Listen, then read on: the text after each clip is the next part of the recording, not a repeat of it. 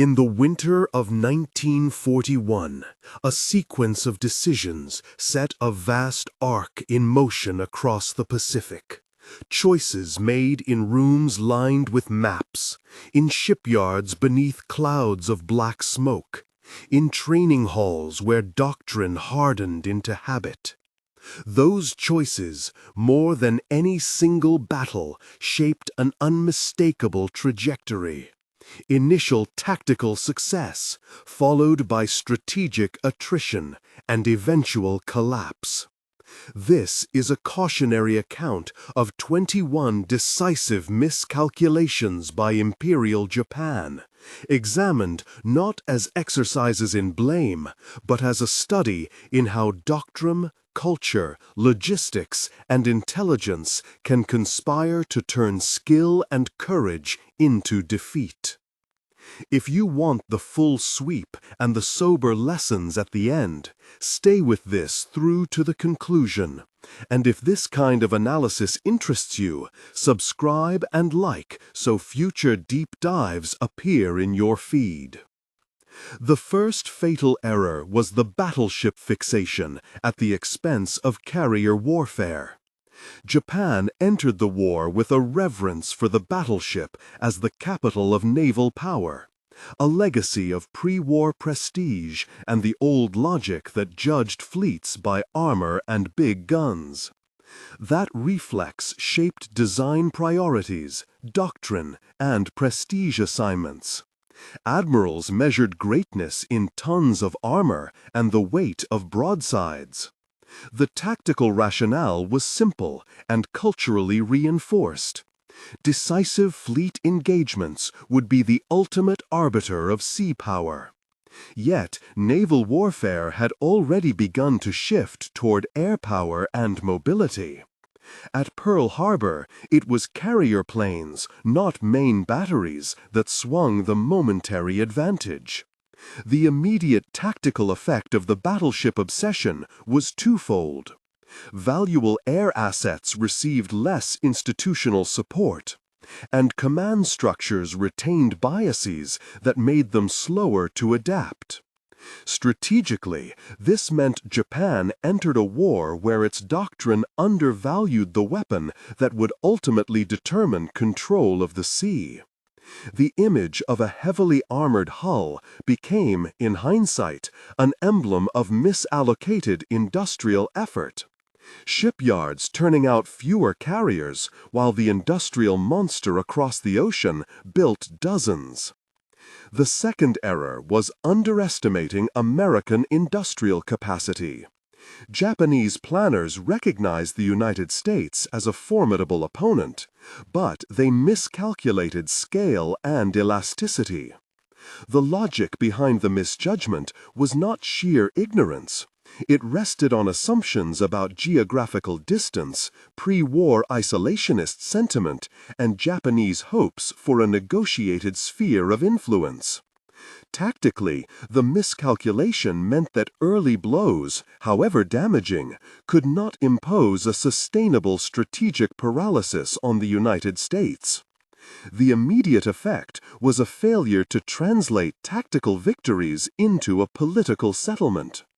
Over the long term, American shipyards and factories, switching to a wartime footing, produced hundreds of ships, thousands of aircraft, and a steady stream of material that Japan's limited industrial base could not match.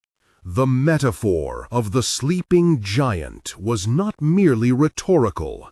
Once awakened, American industry functioned like a tide, remolding the strategic map with sheer abundance. The third mistake lay in the dismissive handling of intelligence and underestimating code breaking. Japanese leadership gave insufficient weight to the possibility that their communications and movements could be comprehensively observed. Internally, the justification was a cultural confidence in operational secrecy and a layered bureaucracy that often insulated decision-makers from bad news. Tactically, this created vulnerabilities. Movements that appeared discreet to planners were visible to Allied codebreakers and analysts. The consequence was profound. The interception and decryption of Japanese signals, most famously by American cryptanalysts, turned operational surprise into repeated strategic surprise for Japanese forces. The long-term result was a gradual erosion of initiative.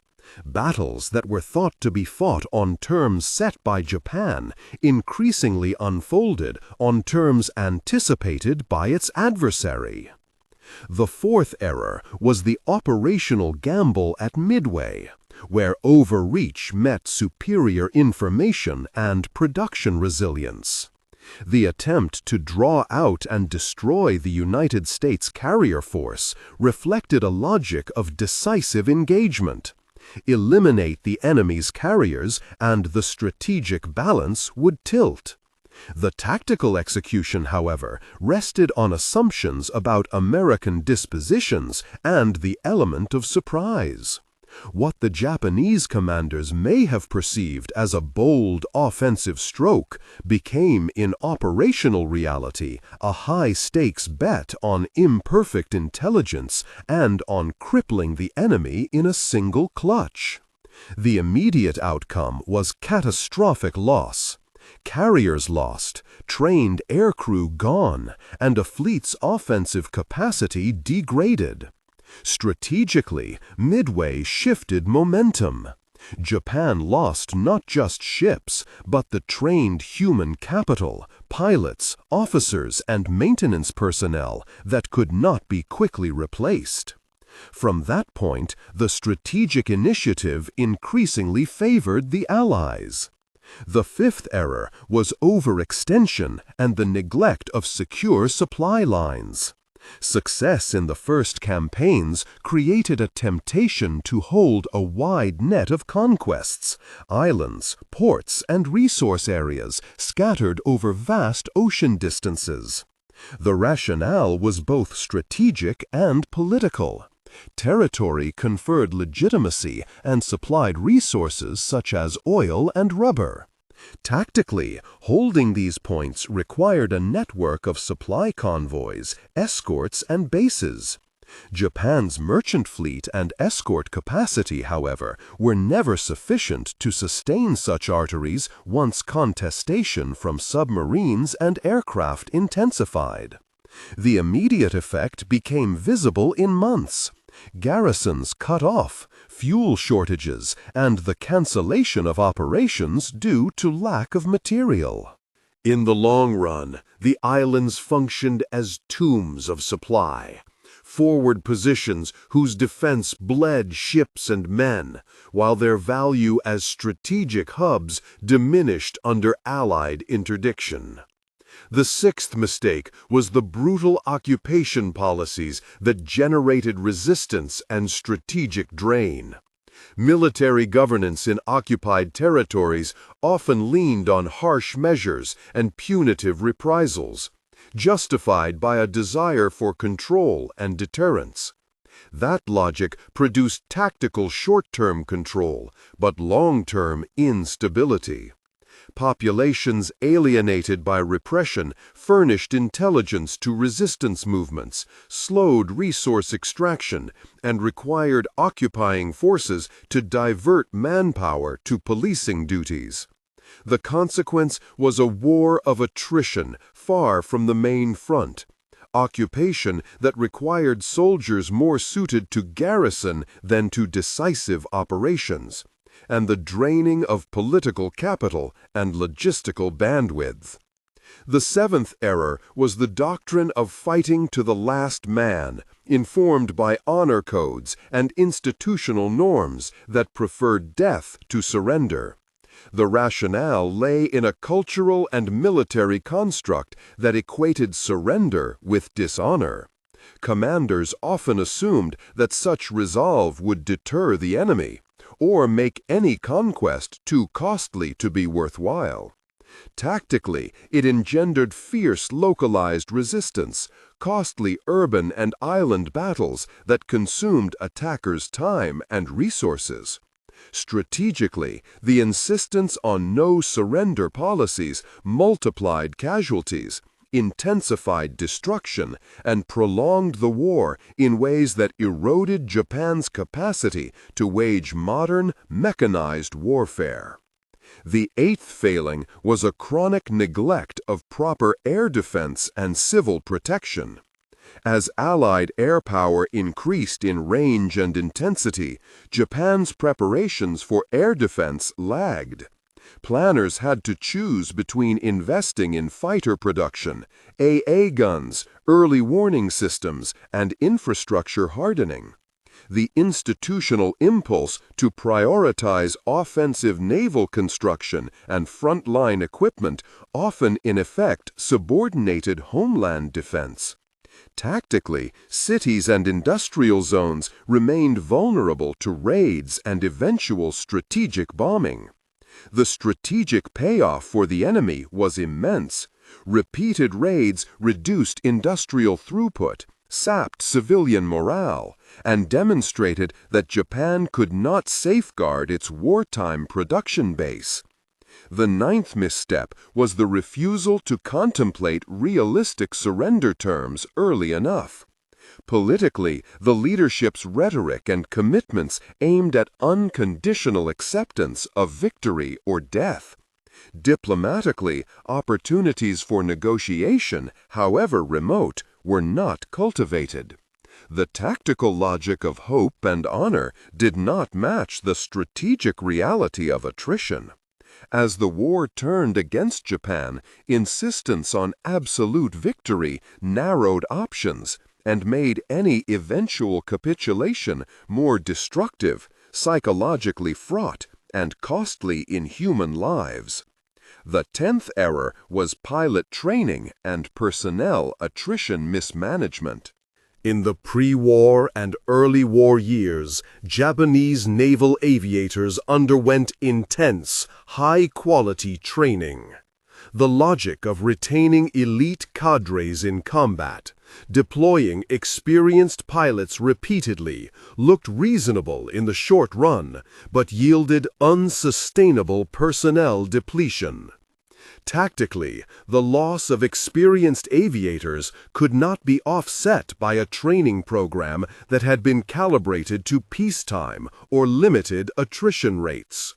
The consequence was a steady decline in average pilot quality. Newer pilots entered combat with fewer hours, less carrier experience, and higher fatality rates. Technological hardware without experienced hands had sharply reduced combat efficacy. The 11th mistake was technological stagnation in key areas. Japan had pockets of innovation, but the broader industrial and procurement systems favored incremental development over systemic modernization in radar, engine design, and anti-submarine warfare. Rationale included limited industrial capacity and a prioritization of certain prestige projects. Tactically, this left Japanese forces outclassed in detection and night fighting, while Allied improvements in radar and sonar progressively closed windows of Japanese advantage. Strategically, technological lag compounded the effects of material shortages and training deficits. The capacity to detect, intercept, and protect diminished as the war progressed. The 12th error was the misuse of the submarine fleet. Japanese doctrine treated submarines largely as tools to attack warships, not as economic strangulation engines. The strategic logic favored a fleet battle mindset over commerce denial. Tactically, this produced daring attacks, but missed the cumulative leverage of targeting merchant shipping, the arteries that sustained island garrisons and home industry. The Allied submarine campaign, by contrast, methodically targeted merchant tonnage and effectively strangled Japan's supply lines. In the long term, the failure to prioritize commerce destruction accelerated logistical collapse and reduced Japan's capacity to sustain forces abroad. The 13th miscalculation was the lack of unified command between Army and Navy. Inter-service rivalry, institutional pride, and separate chains of command created friction in planning and resource allocation. Each service defended its prerogatives. Coordination was often ad hoc or compromised. Tactically, joint operations were less efficient. Duplicative logistics and conflicting priorities squandered scarce resources. Strategically, the absence of unified direction meant that larger national strategy could not be coherently executed. Plans that required integrated land-sea-air operations suffered delays and failures of synchronization at critical junctures. The 14th error was investment in prestige projects and campaigns over sustainable force structure. Political and military elites. Maintain the flow and connection. Connect with of synchronization at critical junctures. The 14th error was investment in prestige projects and campaigns over sustainable force structure. Political and military elites sometimes favored visible, decisive engagements or symbolic operations, actions that would demonstrate resolve or secure diplomatic leverage, over quieter investments in convoy escorts, repair yards, or mass training. The rationale tied to honor, image, and immediate political gains. The tactical result was periodic gains at the cost of long-term sustainability. The strategic consequence: the military found itself short-handed where attrition and industrial attrition demanded depth, not flash. The 15th failing was the protracted China campaign as a resource sink. The decision to commit large formations and long-term occupation policies to mainland Asia drew manpower, materials, and attention away from maritime priorities. The initial rationale involved security and imperial consolidation. Tactically, the commitment meant fewer resources for fleet readiness and island defense. Strategically, the persistent drain of a prolonged land war prevented Japan from concentrating its limited industrial and human capital on the decisive axis of naval and air competition against the United States. The 16th misjudgment lay in diplomatic failures and the misreading of alliance dynamics. Japanese negotiators and strategists misestimated how far American public opinion and industrial mobilization would push policy. The logic that quick, bold blows would induce a negotiated recognition of a Japanese sphere underestimated the resolve of an industrialized democracy responding to attack. Tactically, miscalculated diplomatic signaling narrowed options for compromise. Strategically, the diplomatic gap meant Japan fought for objectives no longer subject to negotiation in the face of escalating Allied determination. The 17th error was over-reliance on qualitative superiority in certain weapons while ignoring quantity. Japan produced exceptional aircraft and ships in many categories, but industrial throughput was limited. The belief that better training, better design, or superior pilot skill could compensate for numerical inferiority held in isolated engagements but failed in the industrial war of attrition. Tactically, this produced heroic but ultimately insufficient defenses. Strategically, it permitted the Allied preference for mass and redundancy to overwhelm selective excellence. The 18th mistake involved poor logistical architecture for distant island defense. Many island garrisons lacked the infrastructure to stockpile fuel, ammunition, and spare parts in volumes necessary for long sieges. The logic of forward defense, holding terrain to delay and complicate Allied advances, did not always account for the reality of supply interdiction. Tactically, defenders ran out of key consumables. Strategically, hardened positions became sunk costs, losses for the attacker that nevertheless left the defender unable to recover. The 19th failing was misreading the moral and psychological will. System. The smell of fuel and hot oil in a cramped engine room, the metallic tang in the mouths of men on a destroyer's bridge as horizon lines dissolved into smoke, the dull, endless thud of distant bombardment on island garrisons. Such images convey exhaustion and resolve without dwelling on injury.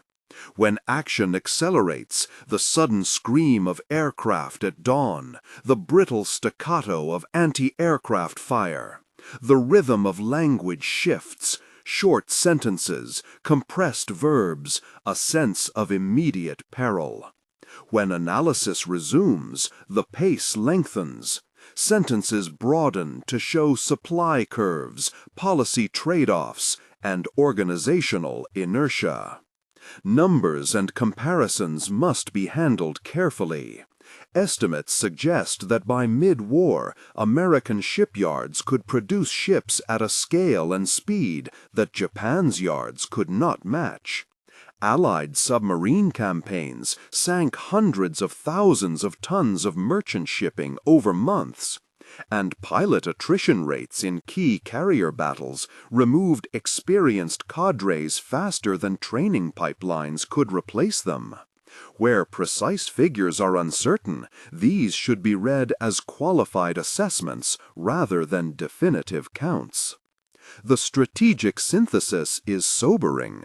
A combination of doctrinal rigidity, cultural blind spots, logistic overstretch, and intelligence failures produced a loss of initiative. Tactical skill, bravery on carrier decks, audacity in early offensives, the professionalism of certain units cannot be equated with strategic soundness. Japan's early victories amplified a dangerous confirmation bias. Success reinforced pre-war assumptions, delaying the hard choices required to adapt institutions to an industrialized, information-rich conflict. From a leadership and organizational perspective, the lessons are plain and grave. First, material sufficiency matters. Strategy must account for production curves, not just desired outcomes. Second, information and the means to process it, signals intelligence, honest feedback channels, and institutional incentives to surface bad news are decisive. Third, doctrine must remain plastic. Clinging to prestige forms of warfare when technological change favors new methods invites strategic irrelevance. Fourth, political ends and military means must be reconciled. Occupation policies and diplomatic rigidity can turn tactical gains into strategic liabilities. At the same time, this account recognizes human complexity. Fighters at sea, pilots caught in spirals of attrition, dock workers overworked in smoke-choked yards. These were people, not abstractions. Policies and missteps had names on the rolls and faces in letters home. Empathy for those actors does not absolve strategic error. Rather, it underscores the stakes when institutional decisions cascade into human cost. The loss of momentum after Midway, the slow strangulation of supply lines, the attrition of trained personnel, and the escalation of air attacks against industry combined into a strategic pressure that could not be relieved by tactical brilliance alone. The islands that Japan sought to hold as shields became, in time, liabilities whose defense consumed the resources needed elsewhere. Battleship ceremonies and honor-filled rhetoric could not substitute for convoy escorts, repair yards, or scalable pilot training. These conclusions are not offered as final verdicts, but as careful readings of how multiple tendencies, technical choices, cultural assumptions, and resource constraints interacted to systemic failure.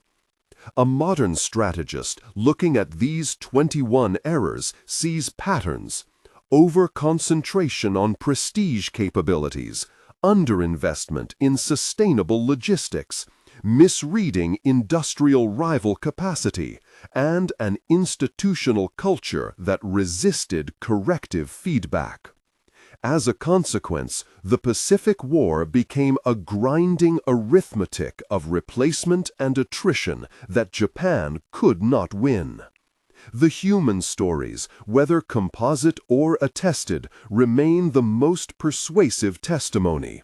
The craftsman who could not find the part, the pilot sent back into combat with fewer hours of instruction, the island commander forced to ration fuel. These are the faces of strategic failure. With the narrative of missteps mapped, the next phase is to tie them to contemporary lessons on leadership, logistics, and the management of complex organizations. How to structure incentives so that bad news travels. How to balance qualitative superiority with quantity, and how to ensure doctrine adapts to shifting technologies. Those lessons follow from the arithmetic already traced. When industrial capacity, intelligence advantage, and adaptive doctrine align against fixed habits, even formidable courage and skill will be overwhelmed. Yet before moving to that direct set of takeaways, the story must follow the final, decisive sequence: the slow strangle of merchant tonnage, the increasing impotence of naval sorties, the escalation of strategic bombing on industrial centers, the crushing scarcity of fuel and spare parts, and the ultimate erosion of the capacity to sustain the war effort at sea and at home. Each vignette already presented threads into this cumulative descent. The coming sections will show how those threads tightened into a noose that converted localized defeats into systemic collapse. Merchant losses accelerated from attrition into annihilation. American submarines and long-range patrols turned the sea itself into a hunting ground. Night convoys burned, escorts were overwhelmed, and the small miracle of getting coal, oil, and steel across thousands of miles diminished into a gamble. Each sunken freighter was not merely cargo lost, but training schedules missed, replacement engines never arriving, repair slips empty while ships limped in on fumes. The convoy's system, improvised and ever more costly, could not stretch the thin thread of supplies that fed the island defenses and the factories back home. Island by island, the Japanese perimeter ceased to be a shield and became a network of traps. Where commanders once hoped to delay a long pursuit, the American strategy of bypass and encirclement rendered many garrisons strategically irrelevant. Bases cut off from fuel and spares sat on maps like little tombstones, their guns silent, their men reduced to scavenging for parts and food. The cost of holding terrain rose while the value of those positions fell. Every garrison consumed a ration of scarce resources that might have kept a convoy moving or a carrier at sea. In the air, the arithmetic grew cruel. Pilot casualties outpaced training throughput. The curriculum that once produced confident naval aviators was compressed to a sequence of simulacra and on-the-job baptism by fire. Veteran cadres vanished into the ocean. Raw recruits, pressed into machines with fewer instruction hours, met modern anti-aircraft belts and radar-directed interceptions. Desperation warped doctrine. Kamikaze emerged as a grim calculus when ordnance and fuel could not be made to compensate for lost skill. Honor and theology intertwined with logistics to produce tactics that signaled strategic exhaustion more than innovation. Meanwhile, the strategic bombing campaign, enabled by new bases in the Marianas and by long-range bombers, struck at the industrial and human fabric of the home islands. Firestorms consumed neighborhoods, transport nodes clogged, workshops slowed, and morale frayed under the steady drum of night and day raids. Mines and submarine-laid disruptions multiplied the isolation. Rice shipments, coal barges, critical machine parts, each item that failed to reach a mill or a dock lengthened the time before production could be restored. By the summer of 1945, fuel inventories were skeletal, repair facilities congested with hulks, and trained cadres dispersed or gone.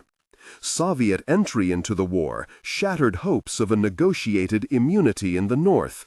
The rapid Soviet offensive in Manchuria exposed planning assumptions that had counted on prolonged stalemate. Then came the shocks that removed any remaining political maneuvering room, demonstration and destruction on a scale that made the war's continuation appear futile in the face of annihilation. In councils beneath the palace, leaders who had once argued over honor and posture now measured the arithmetic of survival. The noose, woven from lost tonnage, shattered training pipelines, industrial attrition, and diplomatic isolation, had closed. Faces in letters home, long enlisted in the service of strategy, returned as proof that systemic failure bore names and numbers and sorrow. The last operational months reduced strategy to triage. What fuel to allocate, which ships to repair, which towns to save, and which sacrifices would be demanded of a people already spent.